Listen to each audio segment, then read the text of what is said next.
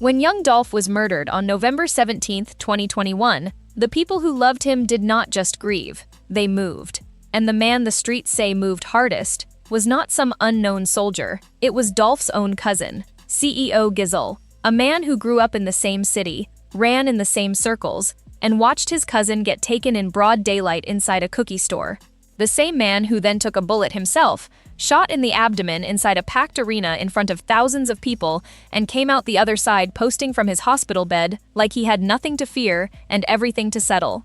By the end of this, you are going to understand exactly why CEO Gizel's name is attached to the deadliest retaliation cycle Memphis has seen in a generation. To understand any of this, you have to start with who young Dolph actually was. Adolph Robert Thornton Jr. was born in Chicago on July 27, 1985, but Memphis is where he became a legend. He grew up in Castalia Heights, one of the most underserved neighborhoods in a city that has never had it easy. From those streets, he built something the music industry kept telling him he could not build without signing his life away. In 2010, he founded Paper Route Empire, an independent label he ran entirely on his own terms, answering to nobody. He turned down a $22 million label deal and walked away without blinking. He built out a full roster: Key Glock, Jay Fizzle, Big Moochie Grape, Kenny Muni, Snoop Bands. His fifth studio album, Rich Slave, debuted at number 4 on the Billboard 200 in 2020. Every Thanksgiving, he came back to his neighborhood to hand out turkeys to the community, the same streets that raised him, without fail.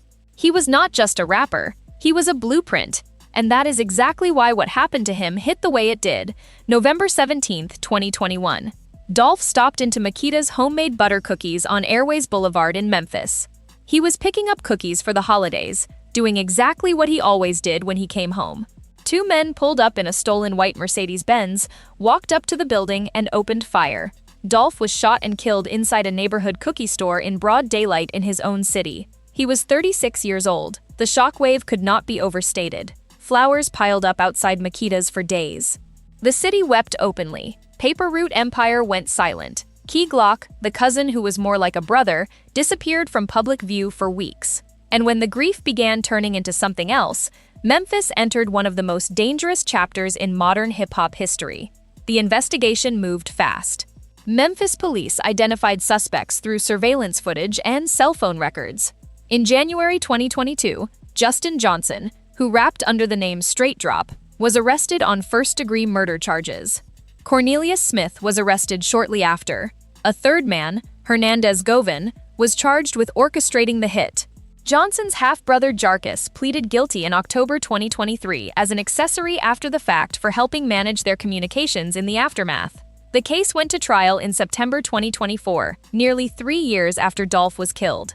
What came out of that courtroom shook the city all over again. Cornelius Smith took the stand on the very first day and admitted to being one of the gunmen. He identified himself in the surveillance footage from Makita's and did not flinch doing it. And then he said what the streets had already suspected, but nobody had confirmed under oath until that moment. Before the shooting, he had met with Govan and with a man named Big Juke, Anthony Mims, the older brother of Yo Gotti, and a key power broker inside CMG. According to Smith's testimony, Big Juke had placed a $100,000 price tag on young Dolph's life. Each shooter was supposed to collect $40,000. Govan would take $20,000 for putting the deal together. Smith only received $800 before getting arrested. Prosecutors also presented evidence that Justin Johnson made a FaceTime call directly to Big Juke right after the murder was done. Justin Johnson was convicted on all 3 counts and sentenced to life in prison, plus 35 additional years. The Tennessee Court of Criminal Appeals upheld that conviction in early 2026, meaning Johnson could be in his 70s before he is even considered for parole. Cornelius Smith was still finalizing a plea deal, and Hernandez Govan's case remained unresolved. Big Juke never made it to a courtroom. January 13, 2024, 4:15 in the afternoon. A Memphis police officer near Winchester Road heard gunshots and moved toward the sound. He found 2 men down outside Perrian's Restaurant and Event Center, where Big Juke had been attending a repass following the funeral of a family relative.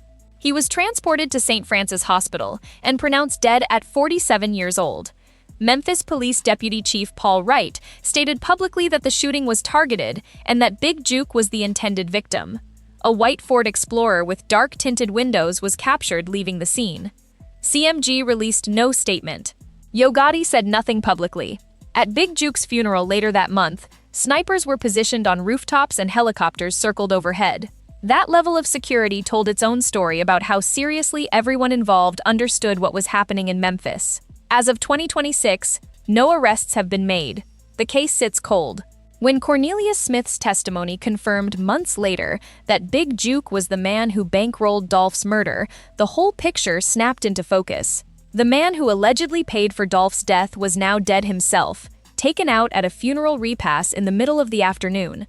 The streets reached the same conclusion across every platform simultaneously. And CEO Gizel's name was at the center of every conversation about who pushed that first domino. So who is he? CEO Gizel is a Memphis-based rapper and young Dolph's cousin by blood. His presence inside the Paper Route Empire circle has been publicly documented since Dolph's passing. He is not a major label artist and does not carry Dolph's mainstream reach. But in Memphis after November 2021, none of that mattered. What mattered was blood. What mattered was whether you showed up or disappeared. CEO Gizel showed up every single time. He kept making music. He kept performing. He moved through Memphis like a man who had not changed his routine for anybody. In a city where every public move by anyone connected to either camp was being analyzed in real time, that kind of visibility in the middle of an active conflict is not just symbolic. It signals loyalty. It tells everybody watching that you are not running, not hiding, and not done. And the streets read every move he made through that lens. But here is an important clarification the internet consistently gets wrong. There was another Memphis rapper named Casino Gizel. His real name was Robert Tonstal, who was shot and killed on July 4, 2023. His killing had nothing to do with the PRE and CMG conflict. His girlfriend witnessed her ex-boyfriend walking away from the scene holding a gun. A suspect was arrested and charged. It was a personal dispute entirely unrelated to anything happening between the two camps. But because the name Gizel appeared on both men, the internet merged the stories and folded Casino Gizel's death into the retaliation count being attributed to CEO Gizel. The 2022 Memphis mass shooting, where a single gunman killed 4 people in incidents unrelated to either camp, got pulled into the same narrative for similar reasons. The numbers aligned with what the streets were already attributing to CEO Gizel, so the stories got merged. His name got permanently attached to a count in thumbnails, memes, and comment sections, reaching millions of people. That is how a legend gets built in the digital age. Not through verified reporting.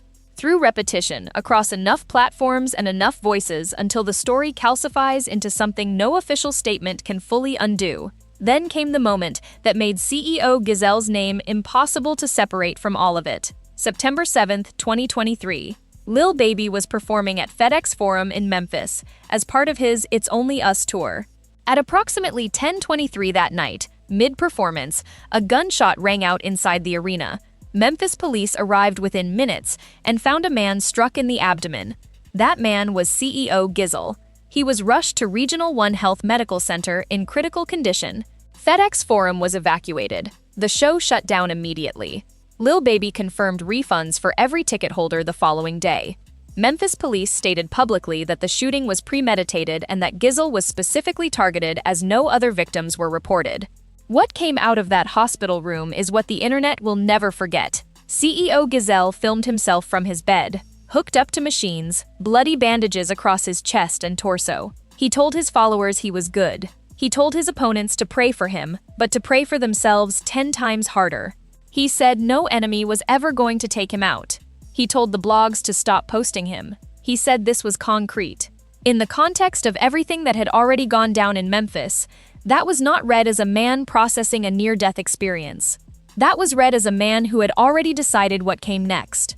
Dolph's fiancée Mia J., the mother of his 2 children, released a statement after Justin Johnson's conviction, saying the verdict brought relief and restored her confidence in the justice system, and that the past 3 years had tested her faith but strengthened her resolve to fight for Dolph, and for every family who never got answers at all.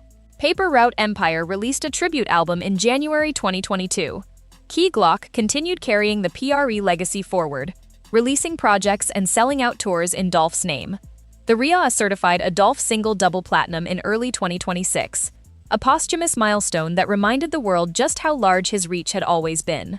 But the shadow of November 17, 2021 never lifted.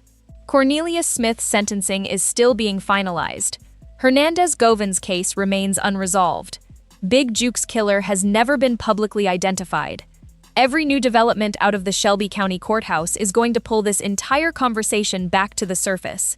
And CEO Gazelle's name is going to come up every single time. Because in the story of what happened after young Dolph was murdered, his name is not a footnote, it is a central chapter. And the streets say that chapter is not finished yet. What are your thoughts on everything that has gone down in Memphis since Dolph's murder? Drop it in the comments. Subscribe for every update on this situation as it develops.